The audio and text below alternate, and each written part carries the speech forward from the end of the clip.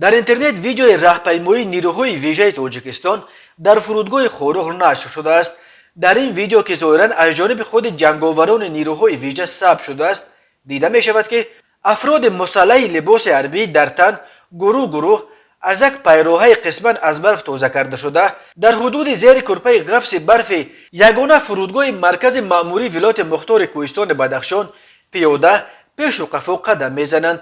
هیچ تفصیلات داده نشده است که آیا این یگان تمرین نظامی است یا هم تو یک قدم زنی. ویدیو راهپیمایی نیروهای ویژه در حال نشر شد که ساکنان خورخ با نگرانی افزاینده چند روز باز منتظر شروع عملیات مخصوص به ضد محمد باقر و طرفداران او می باشند و به خاطر حمایت از این لیدر غیر رسمی منطقه نوبداری شبانه روزی تشکیل کردند.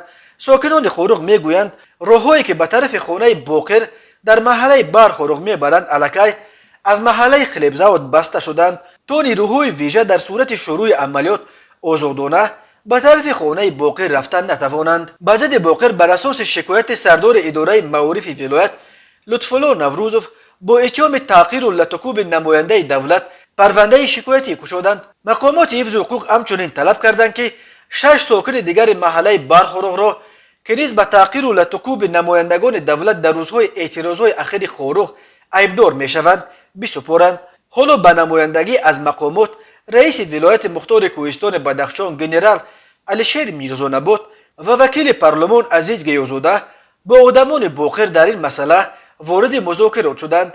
مقامات آگاه کردند که اگر نفران تحت جستجو اختیارا تسلیم نشوند برای بازداشت آنها عملیات ویژه برآمانده خواهد شد. اخیراً گروه از ساکنان محله برخورخ که باقر در همین محله به سر میبرد در یک مراجعتنامه از مقامات تاجیکستان خواستند که از نقشه راه اندازی عملیات حربی برای بازداشت باقر و چند ساکن دیگر این محله دست بکشند.